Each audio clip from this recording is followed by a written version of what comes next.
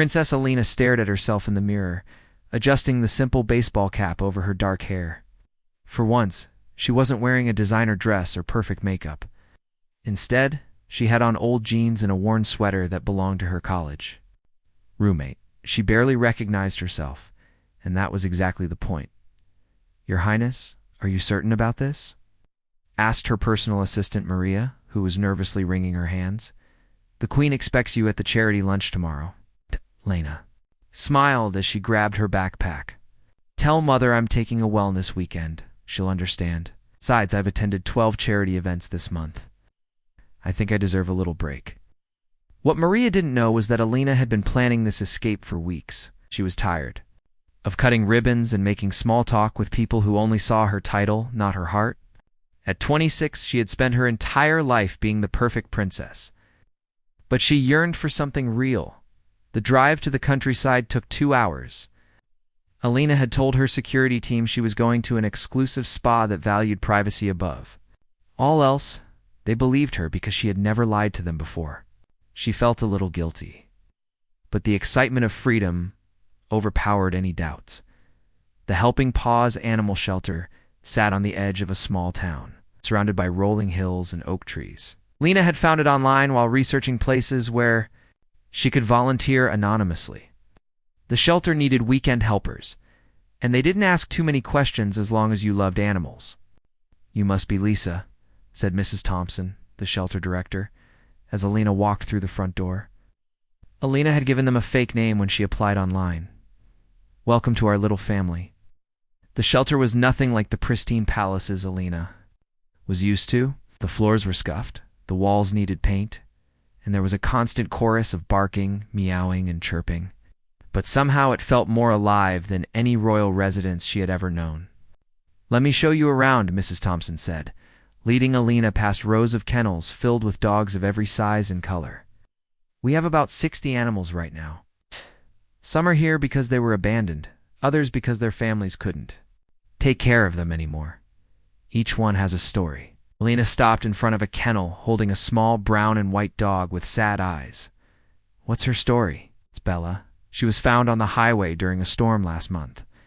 The vet thinks she's about 2 years old. She's been waiting for someone to notice her, but she's a bit shy around new people." Alina knelt down and extended her hand toward the kennel. Bella approached slowly, then gently sniffed her fingers. For a moment, Alina forgot about everything else. Here was a creature who didn't care about her title or her bloodline. Bella just wanted kindness. "She likes you," came a voice from behind them. Alina turned to see a man in his early 30s wearing a white coat over jeans and a flannel shirt. He had kind eyes and gentle hands as he reached down to pet another dog that had wandered over. "This is David, our volunteer veterinarian," Mrs. Thompson explained. "He comes here every weekend to help with medical care." "David, this is Lisa, our new volunteer." David smiled and shook Elena's hand. His grip was firm but gentle, and Alina noticed small calluses that spoke of honest work. "Nice to meet you, Lisa. What brings you to our little corner of chaos?" Alina had prepared an answer for this question. "I work in the family business. Lots of traveling and formal events. I wanted to do something that felt more ... real." "I understand completely," David said, and Alina could tell he meant it. "Sometimes you need to remember what matters most. For me, it's pretty simple. These animals need help, and I can provide it. Everything else is just noise." They spent the morning together, cleaning kennels and feeding animals. Alina was surprised by how much she enjoyed the physical work. The palace, everything was done for her. Here she could roll up her sleeves and make a real difference. David worked with quiet efficiency, never rushing but always focused.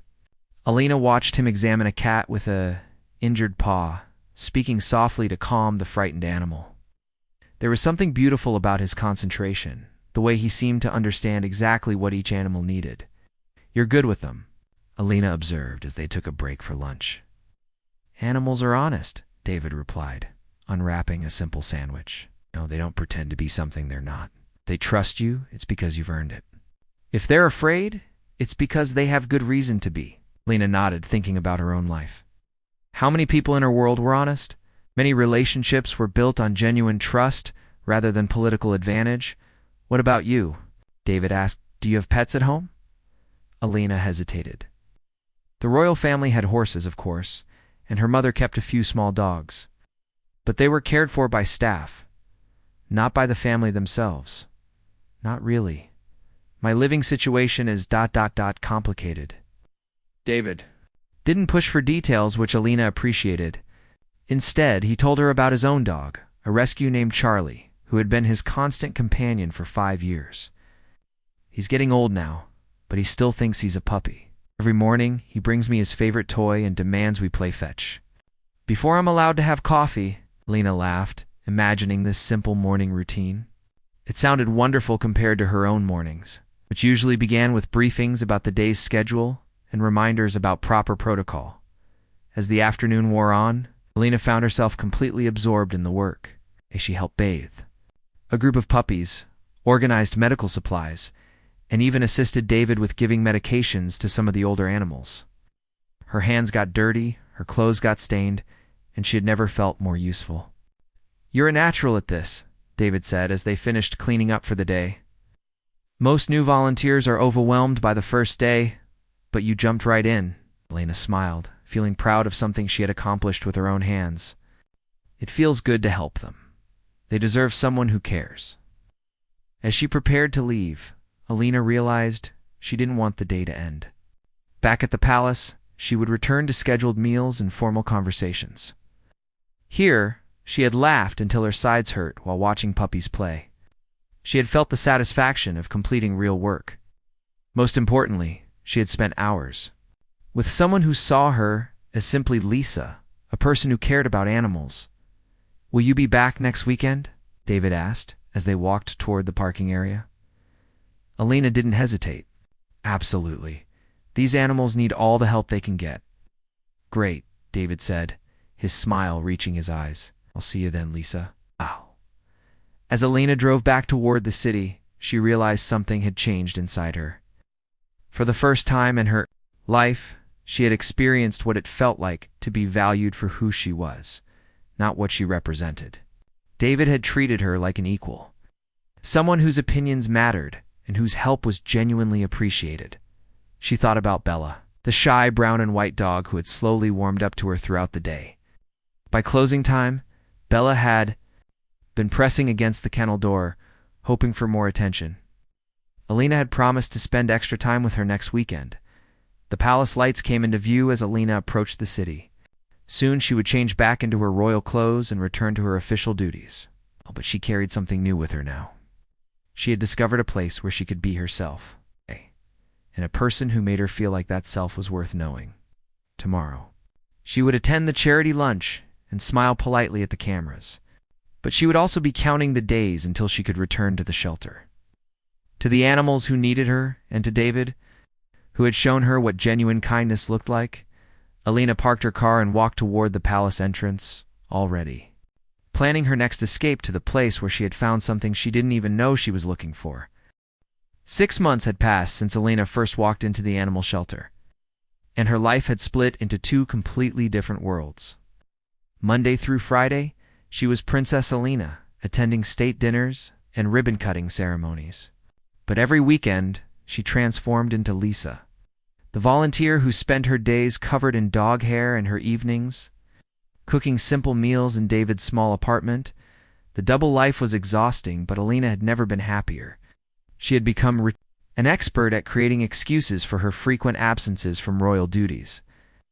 "I need more personal time for reflection," she would tell her mother. The stress of public life requires regular breaks for mental health. The Queen, while concerned about Alina's increased desire for privacy, couldn't argue with the importance of mental wellness. She had watched other royal family members struggle with the pressures of public life, so she reluctantly agreed to Alina's weekend retreats. David's apartment was a tiny space above a bookstore in the old part of town. The wooden floors creaked when you walked across them, and the kitchen was barely big enough for 2 people. But to Alina, it felt like the most beautiful place in the world. Here, she could wear comfortable clothes, cook meals without a team of chefs, and fall asleep to the sound of David's steady breathing instead of the silence of her vast royal bedroom. "You're getting better at this," David said one Saturday evening, watching Alina flip pancakes for dinner. She had burned the first batch completely, but she was determined to master this simple task. "I'm a fast learner," Alina replied, concentrating. "Hard on getting the timing right." At the palace, she had never been allowed in the kitchen. The idea of a princess cooking her own food was considered inappropriate. But here, with David encouraging her and laughing at her mistakes, cooking felt like an adventure. They had fallen into comfortable routines. Saturday mornings at the shelter, followed by grocery shopping like any normal couple. Alina loved pushing the cart through the aisles, debating whether to buy the expensive pasta sauce or the cheaper version. These small decisions, which meant nothing to her royal budget, felt important because they were making them together. Sunday mornings were Elena's favorite time. David would wake up early to walk Charlie, his aging rescue dog, while Alina made coffee. When he returned, they would sit on his tiny balcony, sharing the newspaper and talking about their plans for the day. Sometimes they would drive to nearby hiking trails, where Alina could walk for hours without worrying about photographers or security teams. "Tell me about your family business again," David said one Sunday afternoon, as they rested beside a small stream during a hike. "You never talk about what you actually do."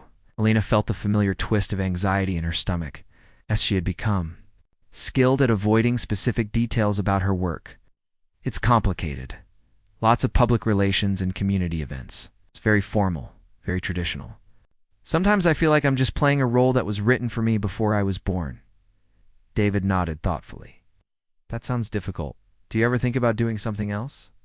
"Every day," Alina admitted, and it was completely true. "But family businesses are hard to leave. There are expectations, responsibilities to other people. It's not just about what I want." "I understand that," David said, taking her hand. "But you seem so much happier when you're away from all that." "Pressure. Like you become more yourself." Alina squeezed his hand, wishing she could tell him the whole truth. "Being with you makes me feel like myself.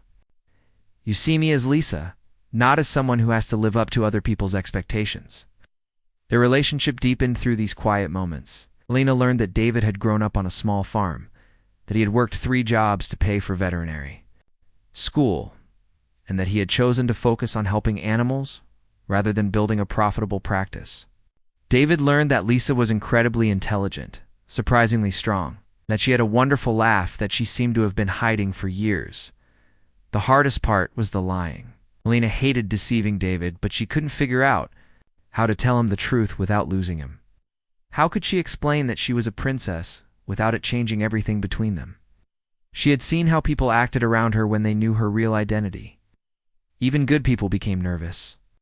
Formal, different. "I have to travel for work again next week," Alina said one evening as they washed dishes together. She had a state visit from a neighboring country, 3 formal dinners, and a ceremony to attend. It might be 10 days this time. David dried the plates quietly. Alina could tell he was bothered by her frequent absences, but he never complained. "I'll miss you," he said simply. "I'll miss you too," Alina replied, meaning it completely. The formal events felt even more tedious now that she had experienced real life with David. She would sit through elaborate dinners, making polite conversation with diplomats and politicians, while thinking about David's laugh and the way he talked gently to scared animals. Her absences were becoming harder to manage on the royal side as well. The Queen had started asking more pointed questions about Elena's wellness retreats. "You seem different lately," she observed during one of their weekly private dinners. "More distracted, but also somehow more content." "What exactly are you doing on these retreats?" "Just finding myself," Mother Alina replied carefully, "spending time in nature, away from all the formality. It's helping me understand who I am beyond the title." The Queen studied her daughter's face. "I'm glad you're taking care of yourself, but remember that we have duties to our people. Personal fulfillment must be balanced with royal responsibilities." Alina nodded, but inside she was struggling. Her royal responsibilities felt increasingly empty compared to the meaningful work she did at the shelter. When she cut ribbons at official openings, she thought about the animals who needed medical care. When she attended fancy charity galas, she wished she was volunteering at the shelter instead of just writing checks. The breaking point came on a rainy Thursday evening when David called her at the palace. Alina was reviewing briefing materials for the next day's events when her personal phone rang.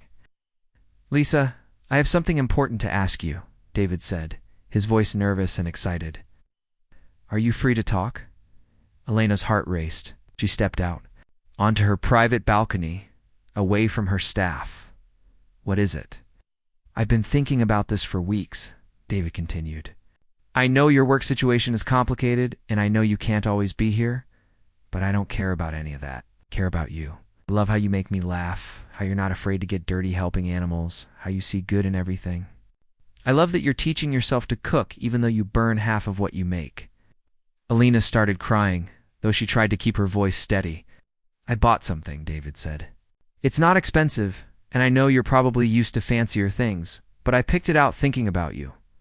About us. Lisa, will you marry me? Elena stood on her palace balcony looking out over the formal gardens where she had played as a child and realized that her two worlds were about to collide.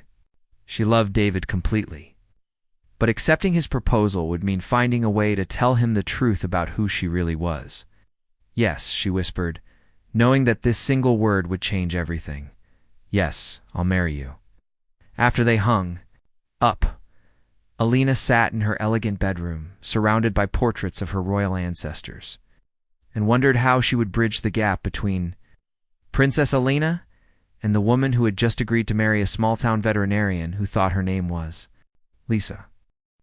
Elena stared at the simple engagement ring on her finger, her heart pounding with both joy and terror. 3 days had passed since David's proposal, and she hadn't slept properly since. How could she marry the man she loved while living a lie? The weight of her deception felt heavier with each passing hour. She had tried to tell him the truth 12 times.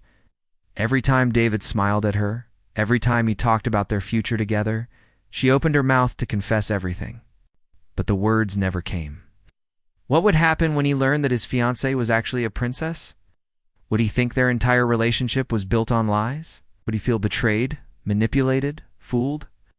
I need to introduce you to my family, Elena finally said during one of their evening walks. Her voice shook slightly, but David was too excited to notice. Really? David's face lit up. I'd love to meet them.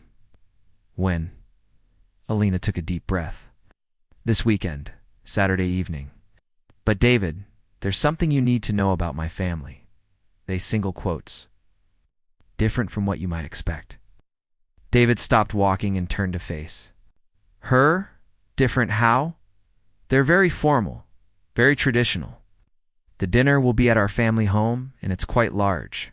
Please don't be intimidated by all the ceremony and protocol. They take tradition seriously, but underneath all that, they're just people who want to see me happy. David squeezed her hand. Lisa, I don't care if your family lives in a mansion or a trailer. I just want to meet the people who raised the woman I love. Whatever they're like, I can handle it. Elena wished she could believe that was true. The next few days passed in a blur of preparation. Elena had to coordinate with the palace staff to arrange a small and formal dinner at one of the family's private residences. She chose the smallest of their homes, a place that might seem impressive but not completely overwhelming. She briefed the staff to address her as Lisa throughout the evening and to treat David like any other guest. Who is this young man you're bringing to dinner? The Queen asked during their weekly meeting. You've been very secretive about your personal life lately. Just someone I've been seeing, Elena replied, trying to sound casual. Someone who makes me happy. The Queen raised an eyebrow. I see.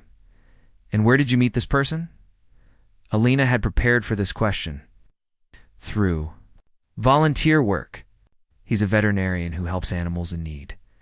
He's kind, intelligent, and he treats me like a normal person instead of a title. Elena, the Queen said carefully, you understand that your relationships affect more than just you.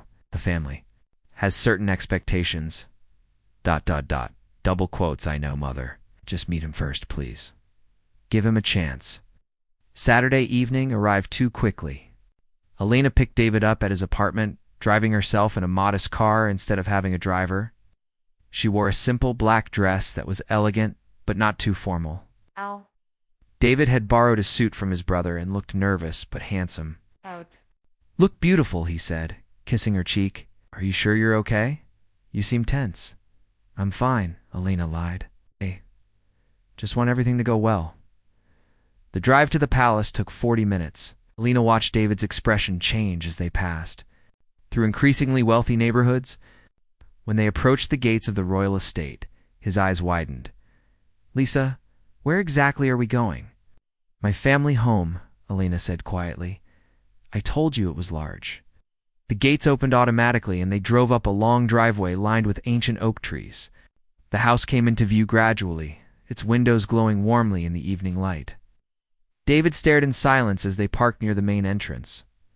"This isn't just large," he said slowly. "This is ... Lisa, what exactly does your family do?" Alina's hands were trembling as she turned off the car. "David, please remember that I'm still the same person you fell in love with. Everything about our relationship, everything I've felt for you has been completely real." Before David could respond, the front door opened and a man in formal attire approached their car. "Good evening, Princess Alina. Your guests are waiting in the blue drawing room." David's face went completely white. "Princess?" Alina closed her eyes, feeling her two worlds finally colliding. "David, I can explain everything, Princess Alina," David repeated, his voice barely a whisper. Your royalty? Yes, but that doesn't change anything between us. I'm still Lisa. I'm still the person who loves working at the animal shelter. I'm still the woman who burns pancakes and laughs at your jokes." David got out of the car slowly, like he was moving through a dream. Alina followed him, watching as he took in the massive building, the formal gardens, the security guards stationed discreetly around the property. "This is why you could never talk about your work," he said, understanding dawning in his eyes. "This is why you always had to travel, why you knew so little about normal things like grocery shopping and cooking." "I wanted to tell you," Alina said desperately. "Every day, I wanted to tell you the truth. But I was afraid you would see me differently, that you would treat me like everyone else does when they know who I really am." David walked toward the entrance in silence. Alina followed, her heart breaking with each step. Inside, the house was even more impressive. Crystal chandeliers hung from painted ceilings, and portraits of Elena's ancestors lined the walls. David stopped in front of a large formal portrait of Alina in her official royal regalia. "Is this you?" he asked quietly. Alina nodded, unable to speak.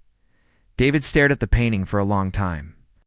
In the portrait, Alina looked regal and distant, wearing a diamond tiara and formal gown. Her expression was serene but cold, nothing like the warm, laughing woman David had fallen in love with. "I don't understand," David said finally. "Why did you lie to me? Why didn't you trust me with the truth?" "Because I wanted you to love me for who I am, not what I am," Alina replied, tears streaming down her face. "When people know I'm a princess, they change. They become nervous, formal, different. They see the title before they see me. I was just Lisa, just a woman who loved animals and wanted to help. That was the first time in my life anyone had seen me that way." David pulled the engagement ring from his pocket, the simple band he had saved for months to buy. It looked tiny and plain against the backdrop of the palace's luxury.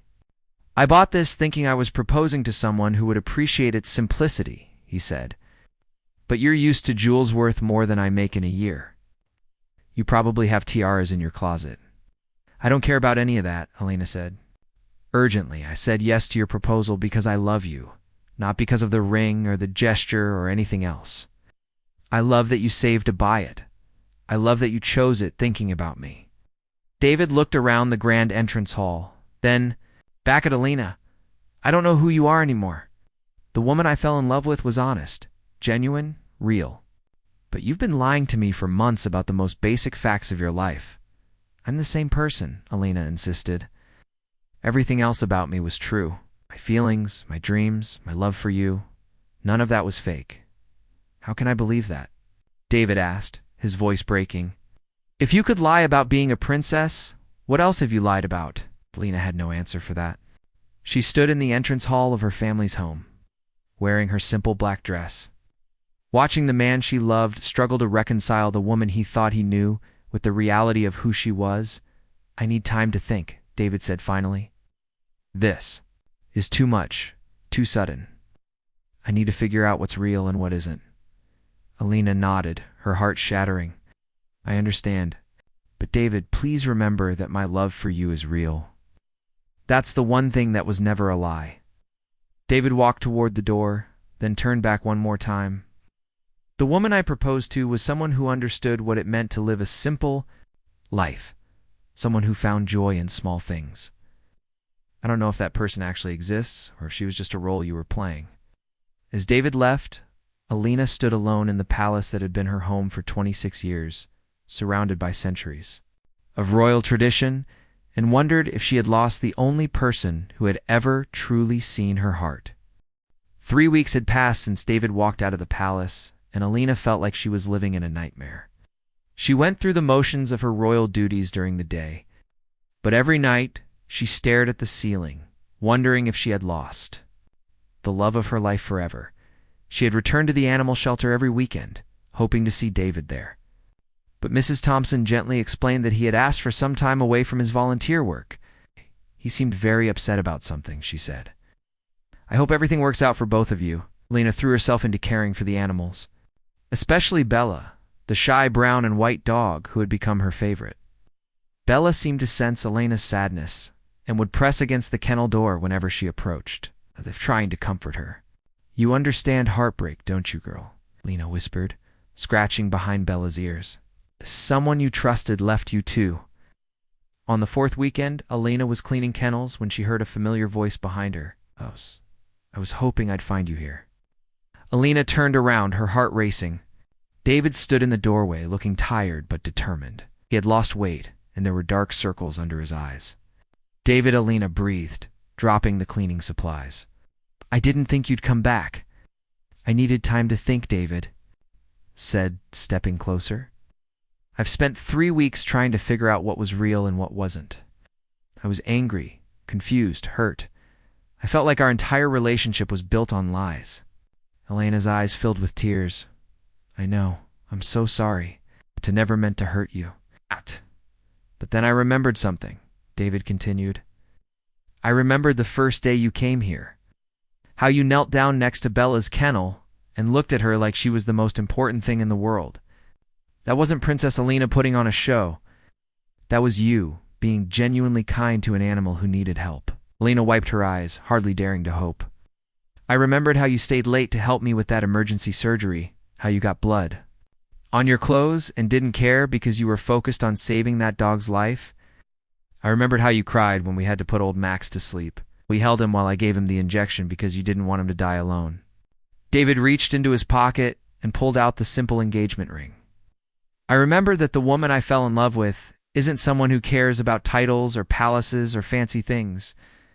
She's someone who finds joy in helping others, who laughs when she burns pancakes, who falls asleep reading on my couch because she feels safe there. Alina could barely breathe. David, I don't care that you're a princess, David said firmly. I care that you're the woman who chose to spend her free time cleaning kennels instead of attending fancy parties. I care that you're the person who saw something worth loving in a broken-down veterinarian, who spends his weekends helping stray animals. Alina threw her arms around him, sobbing with relief. I thought I'd lost you forever. You almost did, David admitted, holding her tightly. But then I realized that losing you would hurt more than dealing with all the complications of your real life. I love you, Alina. Not Princess Alina, not Lisa, just you, the real you. They held each other in the middle of the animal shelter, surrounded by the sounds of barking dogs and meowing cats, while Alina felt her world slowly piecing itself back together. There's something else, David said, pulling back to look at her.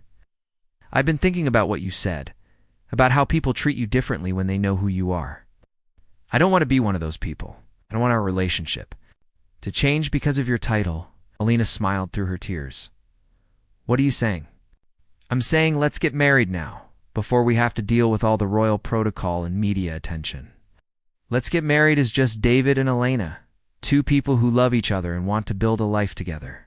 Alina's heart raced. You serious? Completely serious? I don't want a big royal wedding with hundreds of guests and photographers. I want to marry you in a place that means something to both of us, surrounded by the things we both care about. Alina looked around. The shelter, at the animals they had cared for together, at the place where they had first fallen in love. Here, David confirmed. Mrs. Thompson used to be a justice of the peace before she started running the shelter. She could marry us.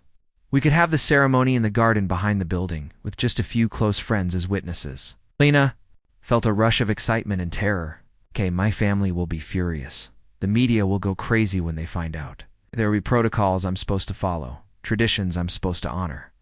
Are you willing to deal with all that? David asked. Because once we're married, there's no going back. Your family will have to accept me, and I'll have to learn how to be part of your world. Lena thought about her mother's expectations. About the formal ceremonies and state dinners she would have to attend as David's wife.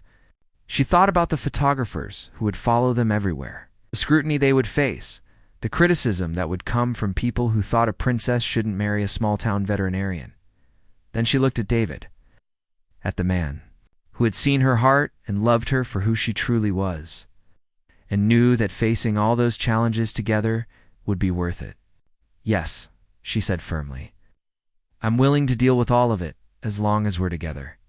David grinned and slipped the ring back onto her finger. Then let's do this. Let's get married. They spent the next week planning the simplest wedding possible. Mrs. Thompson agreed to officiate, and they invited only her closest friend from the shelter and David's brother. Alina bought a simple white dress from a department store, the first wedding dress she had ever chosen for herself. On Saturday morning, they arrived at the shelter as the sun was rising. The garden behind the building was small but beautiful, with wildflowers growing along a wooden fence and birds singing in the trees. Mrs. Thompson had set up a simple arch decorated with flowers from her own garden. Alina had never felt more beautiful than she did in her simple dress, holding a bouquet of daisies, standing next to the man she loved while rescue animals played in the background. This wasn't the royal wedding she had been expected to have, but it was perfect. Do you, David, take Alina to be your wife? Mrs. Thompson asked. I do, David said, his voice steady and sure. I promise to love you for who you are, not what you are. I promise to support your dreams and share your burdens. I promise to laugh with you, cry with you, and build a life with you that's based on what really matters. Alina's eyes filled with tears as she made her own vows. I promise to be honest with you always, to trust you with my heart and my truth. I promise to choose you every day, no matter what challenges we face. I promise to love you not just as a princess, but as a woman who found her home in your arms. As Mrs. Thompson pronounced them husband and wife, Alina felt something she had never experienced before. She felt completely authentically herself, standing in a garden surrounded by animals. Married to a man who loved her for her heart rather than her title, the photographer from the local newspaper happened to be driving by when they came out of the shelter as newlyweds. The picture he took would be on the front page of newspapers around the world within hours, but in that moment, Alina didn't care. She was married to the man she loved, and nothing else mattered. Alina woke up in David's small apartment on Monday morning to the sound of her phone ringing non-stop. She had spent her wedding night in the tiny space above the bookstore, feeling happier than she had ever felt in her life. But as she looked at her phone screen, her stomach dropped. 17 missed calls from the palace. David, she whispered, shaking him gently awake. We have a problem. David rubbed his eyes and looked at the phone. Even he could see the urgency in the constant notifications. Your family found out? Alina nodded, pulling up a news article on her phone. There, on the front page of the largest newspaper in the country, was a photo of them leaving the animal shelter as newlyweds. The headline read, Secret Royal Wedding. Shocks Nation Princess Alina marries small-town veterinarian. Oh no, David said, sitting up quickly. This is really happening, isn't it? Before Alina could answer, her phone rang again. This time, it was her personal assistant, Maria, and her voice was panicked. Your Highness, please tell me where you are. Queen wants to see you immediately. The entire palace is in chaos. No one knew about your marriage, and the media is going crazy. There are reporters outside the palace gates demanding answers. Lena closed her eyes. Tell my mother I'll be there in 2 hours, Princess, she said immediately. 2 hours, Maria. I need time to prepare. Alina hung up and looked at David, who was staring at the newspaper photo. I'm sorry, she said quietly. I knew this would happen, but I hoped we'd have a little more time. David reached for her hand. Hey, we knew this day would come. We're married now. Whatever happens, we face it together. Alina felt a rush of love for this man who was willing to stand by her even as their private world was about to be invaded by the entire country. Are you ready to meet my mother as my husband instead of my boyfriend? David took a deep breath. As ready as I'll ever be. They drove to the palace in silence, both knowing that everything was about to change. As they approached the gates, Alina could see the crowd of reporters and photographers waiting. Camera flashes started going off the moment they spotted her car. Stay close to me, Alina told David as they walked through the palace entrance. Don't let them intimidate you. The queen was waiting in her private study, her face a mixture of disappointment and barely controlled anger. Alina had seen this expression only a few times in her life, and it had never ended well. Alina, the queen said coldly, not acknowledging David at all. Please explain to me how I woke up this morning to discover that my daughter had gotten married without informing. Her family. Alina straightened her shoulders. Mother, I'd like you to meet my husband, David. David stepped forward and extended his hand. Your Majesty, it's an honor to meet you. The queen looked at his outstretched hand for a long moment before shaking it briefly. Mr. Johnson, Your Majesty. David Johnson, Mr. Johnson. The queen's voice was ice cold. Please have a seat. I believe we have much to discuss. They sat in the formal chairs facing the queen's desk. Alina had sat in these same chairs as a child when she was in trouble, but she had never felt the weight of royal disapproval quite like this. Alina, you have violated every protocol regarding royal marriages, the queen began. There were no announcements, no approval from the family, no consideration of how this affects the monarchy. You married a complete stranger without any background checks or security clearance? He's not a stranger to me, Alina replied firmly. I've known David for almost a year. I love him, and he loves me. Love, the queen repeated, as if the word tasted bitter. Alina, you are a princess. Your personal feelings cannot be the only consideration in choosing a spouse. Your marriage affects the reputation of the entire royal family. David had been sitting quietly, but now he spoke up. Your Majesty, with respect, I understand your concerns about Alina's position and responsibilities. But I want you to know that I love your daughter for who she is, not what she is. I would never do anything to harm her or your family. The queen turned her attention to David, studying him carefully. Mr. Johnson, what exactly do you do for a living? I'm a veterinarian, Your Majesty. I run a small practice in town and volunteer at the local animal shelter on weekends. And your family background? David shifted slightly in his chair. I grew up on a small farm. My parents are retired now. My father was a mechanic. My mother was a teacher. We're not wealthy, but we're good people, I see. The queen's expression didn't change. And what makes you think you're suitable to marry a princess?